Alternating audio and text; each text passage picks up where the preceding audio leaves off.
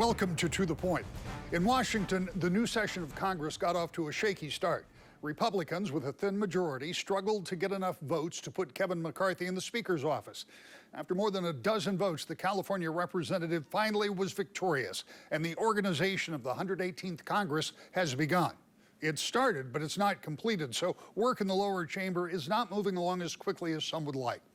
Newly elected Democratic Representative Hillary Scholten talked about that and other issues being dealt with in Washington when we spoke earlier this week.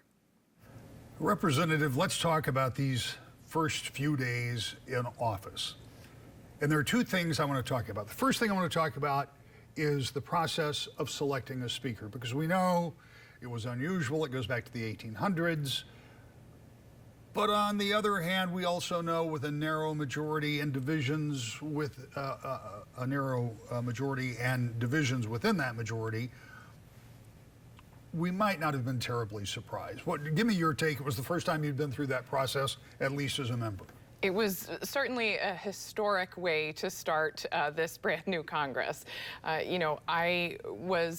had heard that it might take a vote or two, but I did not anticipate 15 votes. I've now taken more votes for Speaker than my last two predecessors combined, which is truly something to say, given that they spanned almost 12 years. So it was a historic occasion. I had my kids there on the House floor with me. We were anticipating a history and civics lesson, but they also got a math lesson as we counted votes each and every time. Congressman Upton told me back in October that he felt like Speaker McCarthy, then Leader McCarthy, would become Speaker McCarthy, but he predicted if the margin was less than 20 votes, that it could take a while. Well, Congressman Upton had been in Congress for a while and had a pretty good feel for it, but I think it was a surprise to everybody that it took that many votes. Does that change the calculation for Democrats in any way going forward? I think we are seeing a Republican majority, as you mentioned. It's a narrow majority and a divided majority as well. Democrats showed throughout those 15 votes that we are unified, we're organized, and we're ready to even lead from a minority position. We came in open-minded, ready to consider any speaker that was put forward, even a consensus candidate. But time and time again, that's not what the Republicans chose to do. And so, I'm keeping an open mind about what that means for the future of the Congress going forward. But, we need to take this disorganization seriously, because it does have consequences for the American people. Even the delay in the speaker vote, that type of chaos had consequences for people back home. We couldn't get our emails and our phones up and running because we weren't sworn in as members of Congress yet. That meant that we couldn't begin critical casework. Committee assignments have been delayed or still delayed. And, that has consequences. So I'm hoping that Republicans learned a lesson from those first few days, will get themselves organized, and will, be prepared to lead even in this, less than ideal situation for them. You said something just now that you and I talked about as you were leaving the last time you were here, and you talked about a consensus candidate. I think that sounds great. Yeah. There is no consensus candidate. Who in the Republican Party could have come forward, carried a majority of Republicans, and got enough Democrats to become Speaker? I think we were all waiting to see if the Republicans would produce such a candidate. And time again, one didn't come forward. The majority of Republicans kept putting now Speaker McCarthy forward as their choice, and then we saw a mixed bag of names thrown in on the other side. And again, I think it just continued to underscore the lack of forethought that went into that vote, the lack of organization, and the chaos that, one faction in particular of that party was willing to put the American people through. I'm going to paraphrase a fundraising letter that went out under your name yesterday, and it said first impressions, and your first impressions of Congress were not positive. And then you said the first real bill they put forward was to abolish the IRS. You can talk about that if you'd like, but here's what I want to ask you. Does it really matter Republicans as a majority can pass, if they can keep their majority together, Yeah. anything they want to. And a former congressman that I spoke to this week said, it really doesn't matter, because once they go to the Senate, they're not going anywhere. And if by chance they got through the Senate, which won't happen, Yeah. and they go to the White House, they're not going to be signed. So does any of that really matter? And please address that bill if you'd like to. Yeah, and I'm happy to address the bill, but first, I think it does matter. You know, when Democrats led both in the 2018 and the 2020 Congress, knowing that, you know, there was a narrow majority and no control of the Senate, you know, originally, we didn't just pass messaging bills. They were bills that were actually going to be passed into law. And, you know, 50% of the first 10 bills that Democrats passed, both in 2018 and 2020, were eventually signed into law. So Republicans have a choice here. Is this going to be about messaging and, you know, not really legislating, or is this just going to be more and more political games? And, you know, again, as we loom closer and closer to a debt ceiling, I think the American people are wondering, you know, are you going to get down to business and actually lead? You can't play in the field that you design. You have to play in the field that you're actually in at this moment in time, and that means Democrats are in control of the Senate and in the White House. And you know, every party has to take stock of that and think about what can we do with the cards that we have been dealt. You talked about the debt ceiling, which was where I wanted to go next. It has been a long time since a budget has gone through regular order in Washington. It's been a long time since a number of policies and practices have been laid open and said, you know, what do we really need to do here? Yeah. Every president, Democrat, Republican, Democrat, Republican, they've all blown through spending like money is an endless source. Yeah. This president, the former president, both. Before this election, we talked about spending. Yep. And you talked about being fiscally conservative when it comes to spending money. Yet, I assume you will be among those who vote in favor of raising the debt ceiling, because on one hand, spending the money is a question, but after you've already committed to spend it, you kind of have to step up to the plate. Exactly. And, you know, I think given what we are seeing in this particular moment in time, we do have a number of limited choices where we can go at this particular juncture. You know, as you mentioned, you know, it was a central part of my campaign. It's already a central part of my leadership, making sure that we have deeply accountable spending in Washington. But what Republicans are doing right now, flirting with defaulting on our debt, is you know, deeply dangerous and could be catastrophic for working American families and our national reputation, international reputation. You know, circling back to the bill on the IRS, you know, I had to think long and hard about how I was going to vote on that bill, whether I was going to cross party lines. And, you know, again, you know, when I was leading up to the election, I rarely opined on how would I vote on something. You don't have the benefit of, you know, the calculus talking to constituents.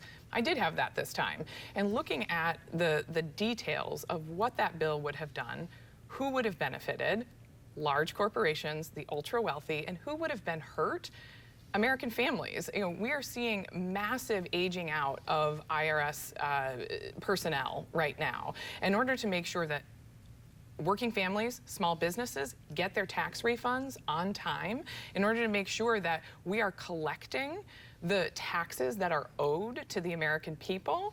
We need to have a fully funded and functional IRS in order to make sure that, you know, those taxes that are owed are being collected. Now, I also don't agree that we should just write a blank check to fix the problem. We need some executive oversight to make sure that the IRS is functioning at maximum possible efficiency. And those are some conversations that I'm having now that I did vote to make sure that that funding would go where it needed to go. Because in the short term, what that bill actually would have done was add, you know, close to $100 million to the federal deficit in unpaid taxes. And so, you know, sometimes you do have to spend money to collect the taxes. And so it's all about where are we going to spend to make sure that we're being as fiscally responsive as possible, as responsible as possible. It's pretty easy as a politician to be against the IRS. I mean, the IRS is not one of the most favorite government agencies that exist out there. You could say that again, which is why this was a bill I had to really think long and hard about. You know, a knee-jerk reaction would have been, you know, who actually likes the IRS? Right. But, you know, those federal employees are hardworking civil servants as well, doing their job to make sure that we can collect the taxes that are owed. Again, and this bill in particular, you know, targeted to making sure that, you know, the ultra wealthy and corporations are paying their fair share of taxes, and that burden is not, you know, unduly passed on to small businesses and working families. Do you in any way share the concerns that some Republicans expressed that this will put on more agents and more people and result in more, I don't want to use the word, so I won't even say it, more intense scrutiny on the part of everyday taxpayers by the IRS? And that is exactly why I am making sure that we also have executive oversight into how that money is spent, and that, you know, we're not just going after the people who are always responsible in paying their taxes. What this funding was designed in particular to do was go after individuals who are less likely to pay their taxes, large corporations, the ultra wealthy, and making sure that they are paying their fair share. And again, we can't just write a blank check. We need some executive oversight to make sure that that is how the money is being spent, and those are the individuals, you know, that are being targeted as the bill was designed and intended to do. Those are how the three branches of the government are supposed to work together. But I do share that concern, and that's why, you know, it doesn't stop with just taking one vote. You know, being an engaged member of Congress means working, you know, also with, you know, expressing our concerns with the executive branch as well as to how that bill will be enforced. Last time you were here, we did not get a chance to talk, because I talked too long, we did not get a chance to talk about your priorities.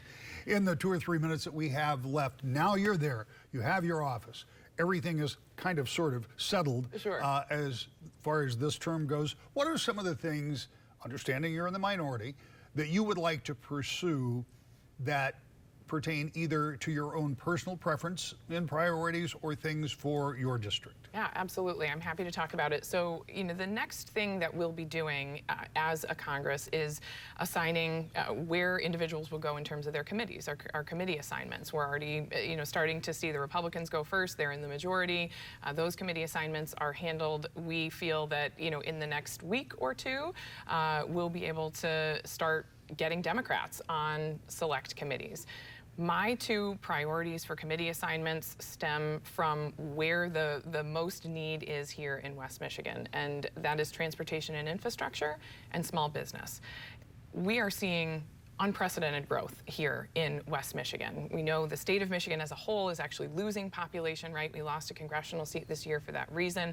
But here in West Michigan, Grand Rapids and Muskegon, the two core urban centers of this district, are experiencing rapid population growth. And we need a transportation system that can keep pace from our, you know, inter-city transportation, our airports, and here in West Michigan as well, we have miles of lakeshore that also contain one of the largest ports between Chicago and the Upper Peninsula. These are, you know, priorities for our district, for our economy, that need attention on the Transportation and Infrastructure Committee. Small business, the wonderful patchwork of small businesses that make up West Michigan and make us so unique, needs the attention of an engaged legislator as well on that committee. So my priorities stem from the needs in West Michigan. We've also talked before about how I plan to join the Problem Solvers Caucus. And I think that there are a lot of great discussions already happening right now about comprehensive immigration reform coming out of the Problem Solvers Caucus. There are engaged Republicans and Democrats who deeply recognize how broken our immigration system is. You don't necessarily hear that coming from some of my Democratic colleagues, but, you know, after having worked in immigration for almost 2 years, or 20 years, excuse me, 2 decades, I'll be the first to say how broken this system is. It is a humanitarian crisis, it's an economic crisis, and we need an immigration system that is going to help us be competitive in a 21st century economy. So I'm excited to bring my expertise to bear on that issue in particular, push aside the political flashpoints and actually get down to work. And I'm so encouraged by the number of committed and engaged Republicans on the other side of the aisle that I have met who are also ready to get to work on that issue. You know, I will be the first to say the chaos that we saw coming out of the Republican Party in the first few days was alarming, but I'm not going to paint the entire party with a broad brush. I have met and made some great relationships across the aisle, and I'm excited to get to work with those individuals. And maybe to that exact point, I have to ask you before you leave, we know that one of the first committee movements that Republicans will make will be to start to investigate President Biden and what we now know were classified documents found in multiple locations. Is that particular instance concerning to you, and is that going to be a distraction or something more? You know, it is concerning. I will say we have to be consistent across the board. You know, there was deep concern, right, when Trump had classified documents. Those were investigated. I think there are significant differences between the level, extent, and type of classified documents that Trump had and what we know so far about what has been discovered that were in Biden's possession. Either way, it needs to be investigated. I think one of the concerns, and speaking as a former DOJ attorney, is I think that we need consistency across the board about who's going to be doing these types of investigations. As a matter of practicality, the more mobile individual offices are, the more people work from home and travel, the movement of classified documents is going to increase. Is this going to come from the executive, or is it going to come from within the legislative branch? And I think we need a system so that it's not an inflated executive investigation or a limited executive investigation when one party is in power, and we toss it over to the Congress when Republicans have control, et cetera, and they're investigating their opposing party. We need to take partisanship out of this and hold all of our leaders accountable when they have access to highly classified and important documents. But in all circumstances, these, having classified documents outside of a classified context absolutely needs to be investigated, and I'm glad that it is. How impactful the House Republicans can be, given the makeup of the Senate and the fact that the White House is in Democratic hands, may be tested with the debt ceiling question. Some conservatives believe spending is out of control and that trying to negotiate the debt ceiling may be a way to get concessions from the White House. Democrats and some moderate Republicans point out that the nation could suffer serious damage and risk default if the ceiling is not raised. The question is now, how will Republicans approach the looming problem? Democrats have asked for a clean debt limit bill, and the White House says it will not negotiate. So the next standoff in Washington could be a $31 trillion gamble. When we come back, the governor will lay out her priorities in her State of the State address on Wednesday. Before she does, we talk with one freshman member of the legislature about what she wants to see happen in Lansing. That's next. To the Point. Welcome back to the Point. The new legislature has been sworn in Lansing, and with Democrats in control, the new agenda is already being defined. Already, some bills have been introduced, but the focus for this year in the State House and Senate could become much clearer after the governor lays out her priorities in the State of the State on Wednesday. More about that in a moment. But first, we talked with freshman Kristen Grant, a Grand Rapids Democrat, about her experience so far and what she wants to see her colleagues focus on in 2023. Representative, first of all, congratulations. We haven't talked since the election. Yes, I know that it's been kind of a whirlwind since November with orientation and getting your offices and getting your staff and all of those things. So as we sit down here to take a breath for a minute, tell me what that's been like for you coming from being the head of a school board to going to Lansing. What has that process been like? Whirlwind is exactly the way that it feels, but in a good way, because it feels like we're really gearing up to do some real work. And when I put my name in the hat for this in the very beginning, we could have never predicted that this is where we would be in so many different ways. And when I say we, I mean myself, my caucus. So it has been really hard work, but worth it. You said something in an interview that you did with one of my colleagues this past week that I hadn't really thought about. I know there are 28 new members in the Democratic caucus, and that's a big number. That is. But you talked about the diversity of that there are more women, there are more teachers, Yes. people with an educational background, and just this kind of sea change in the kind of folks that now represent the people of the state of Michigan. What do you think that holds going forward?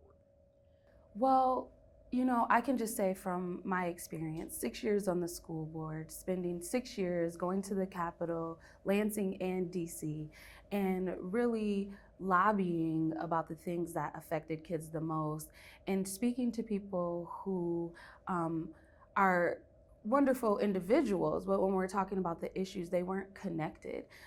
So what my freshman year of being a school board member, I was like, do we really have to explain how important breakfast is for kids? Or do we really have to explain how we may need a retired teacher to come back because the shortage is so real?